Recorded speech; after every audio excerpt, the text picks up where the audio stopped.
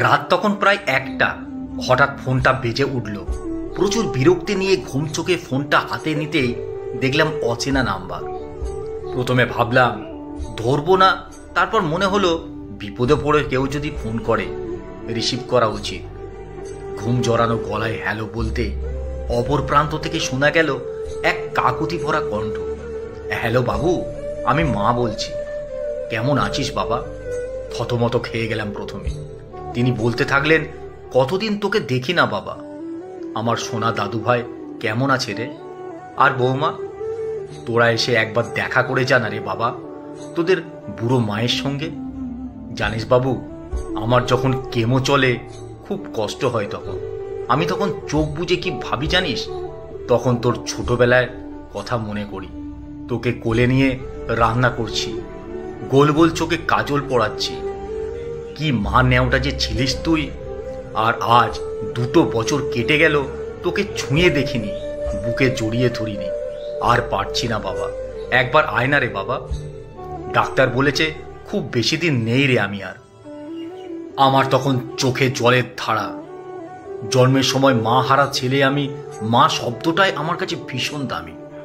বুঝলাম এই মা বৃদ্ধাশ্রমে ফেলে রেখে যাওয়া ছেলেকে ফোন করতে গিয়ে ভুল করে আমার নাম্বার ডায়াল করে ফেলেছে। চোখ মুছতে মুছতে বললাম, বেশি দিন নেই মানে? আমায় ছেড়ে কোথায় যাবে তুমি? তুমি ঠিক সুস্থ হয়ে যাবে মা। উনি বললেন, পাগল ছেলে আমার, কাঁদিস না বাবু। আমি বিতান ঘোষ। এই 2 কামরার ফ্ল্যাটে ছিল আমার আর আমার বাবার সংসার। বাবার মৃত্যুর পর আমি একা, ভীষণ একা। আমার 2-1জন ভালো বন্ধু আছে, তারাই মাঝে মাঝে বাড়িতে এলে বাড়িটা প্রাণ ফিরে পায়। একা একা এ বাড়িতে দম বন্ধ হয়ে আসে আমার। তাই রাতটুকু ছাড়া পুরোটা সময় আমি বাড়ির বাইরেই কাটাই। মা ছাড়া জগৎ কেমন তা আমি জানি।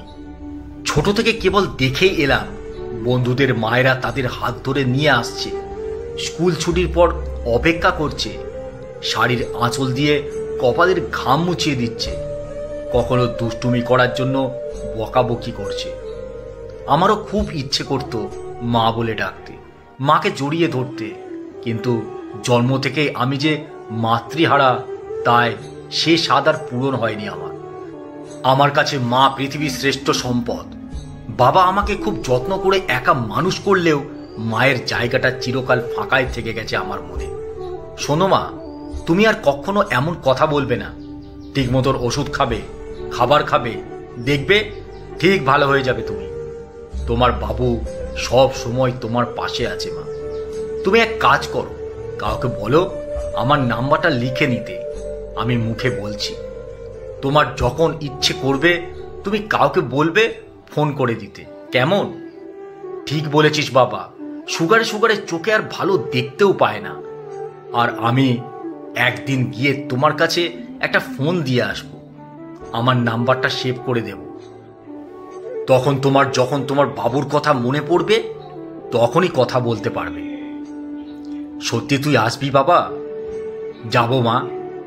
অনেক রাত হয়েছে মা, রাতে খেয়েছো? হ্যাঁ রে বাবু, ওই সীমা বোনটা জোর করে খাবার খাওয়ায় আমায়। আর ওষুধ? ওটা তো খাইনি। আমি তো মরার জন্য দিন গুনছিলাম বাবা। এমন বলতে নেই মা, কত মানুষ শুধুমাত্র বাঁচার জন্য কত লড়াই করে যাচ্ছে জানো মা। আর তুমি এমন কথা বলছো বলো? যাও ওষুধটা খেয়ে নাও। হ্যাঁ বাবা, আজ আমি ওষুধ খাবো। আমায় বাঁচতে হবে, বাঁচতেই হবে তোকে দেখার জন্য, তোকে একবারটি বুকে জড়িয়ে নেওয়ার জন্য। আচ্ছা মা, সব হবে, এখন ঘুমিয়ে পড়ো লক্ষ্মী মেয়ের মতো। কাল আবার কথা হবে, নাম্বার তো লিখে দিয়েছি তোমায়। হ্যাঁ বাবু, আজ আমি ঘুমোবো, শান্তিতে ঘুমোবো। সেদিন সারাটা রাত জেগে কাটিয়েছি আমি। একটা দলা পাকানো কষ্ট কান্না হয়ে ঝরে পড়েছে আমার 2 চোখ বেয়ে।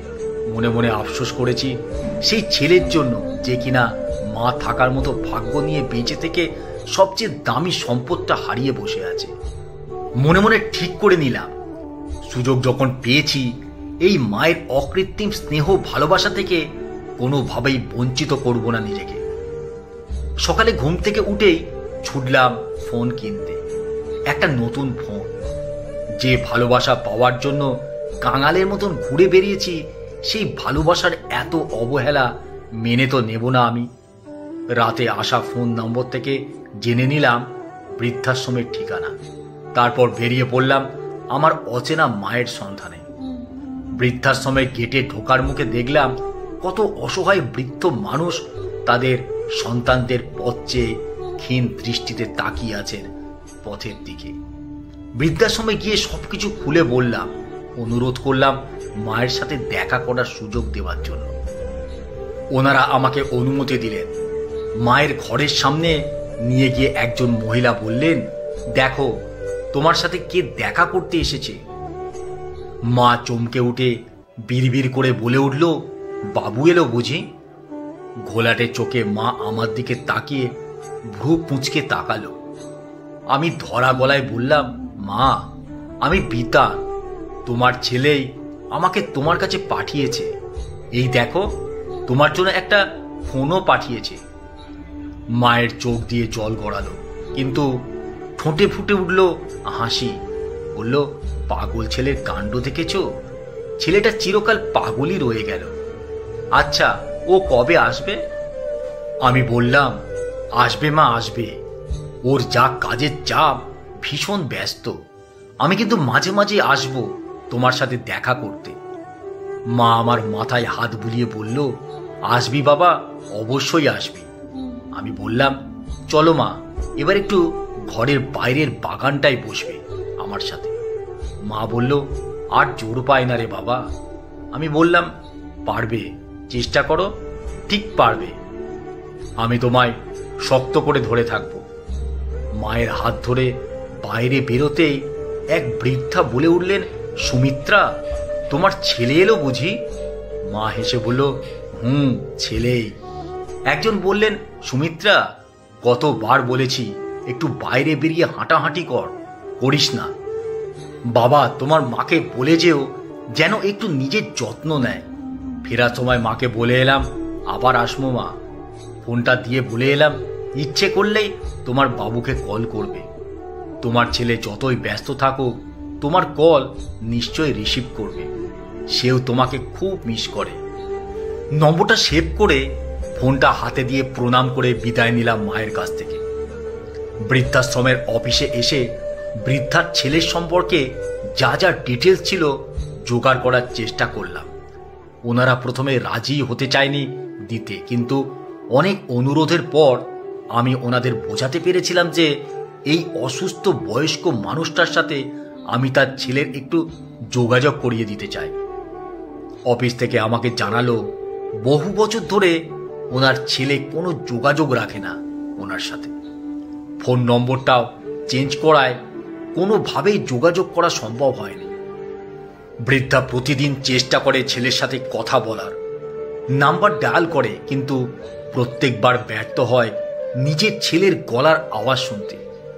বুঝলাম এরকম কোনো একদিন ডিজিট ভুল ডায়াল করার জন্যই আমার কাছে রং নম্বরে কল চলে এসেছিল। সেদিন রাতে আবার বেজে উঠল আমার ফোনটা। হ্যালো বাবু, খেয়েছিস? বললাম, তুমি ওষুধ খেয়েছো মা? হ্যাঁ বাবা খেয়েছি। জানিস বাবু, তোর পাঠানো ফোনটা আমি আশ্রমের সবাইকে দেখিয়েছি। জানিস বাবু, সবাই বলেছিল তুই নাকি তোর মাকেই ভুলে গেছিস।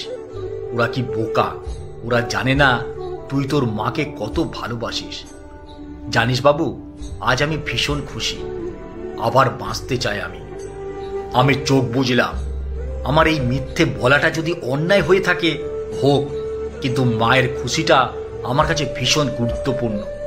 কেন জানি না, বাবা মা না থাকা সত্ত্বেও আমার আর একা মনে হচ্ছিল না। আর ঠিক এইভাবে শুরু হলো আমাদের মা ছেলের সম্পর্ক। মায়ের বাবুর প্রক্সি দিতে দিতে একসময় মেনে নিলাম আমার মা আছে, যে কিনা প্রতিনিয়ত আমার খোঁজ রাখে। এরপর 6 মাস কেটে গেছে। রোজ রাতে মায়ের সাথে কথা হয় আমার। শারীরিক কষ্টে যখন মায়ের রাতে ঘুম আসে না, আমিও ফোনের ওপারে রাত জাগি। অফিসের লাঞ্চ টাইমে মাকে ফোন করতে করতেই খাওয়া শেষ করি। বন্ধুরা বলে, কিরে ভাই, গার্লফ্রেন্ড? আমি অহংকার করে বলি, না না, আমি আমার মায়ের সাথে কথা বলছি। মা আজও জানে না আমি তার বাবু নই, আর জানতেও চায় না। এই ভালোবাসার ভাগ আমি কাউকে দিতে চাই না। আমি চেষ্টা করেছিলাম মায়ের সাথে তার ছেলের যোগাযোগ করিয়ে দিতে, কিন্তু সেই অকৃতজ্ঞ বোকা ছেলে মায়ের পরিচয় স্বীকারই করেনি। আমিও জোর করিনি। আমি প্রতি সপ্তাহে একবার করে মায়ের সাথে দেখা করতে যাই। বন্ধুদের নিয়ে গিয়ে মায়ের জন্মদিন পালন করতেও ভুলিনি। মায়ের ওষুধ, খাবার, ফল সব দিয়ে আসি। মায়ের চিকিৎসার খরচের দায়িত্ব আমি নিয়েছি। মা এখন অনেকটা সুস্থ। কেমো শেষ হয়েছে। কেমো চলার সময় আমি হাসপাতালে গেছি, পাশে থেকেছি মায়ের ছেলের বন্ধু হিসেবে। মা আমি দুজনেই ভালো আছি। দুজনের পরিপূরক হয়ে দিব্যি কেটে যাচ্ছে দিনগুলো। আমার মায়ের অভাব পূরণ হয়েছে, আর আমি থেকে গেছি মায়ের ছেলে হয়ে। আসলে যার যেটা থাকে সে তার কদর বোঝে না। কদর বোঝার জন্য কোনো সময় অভাবের প্রয়োজন হয়।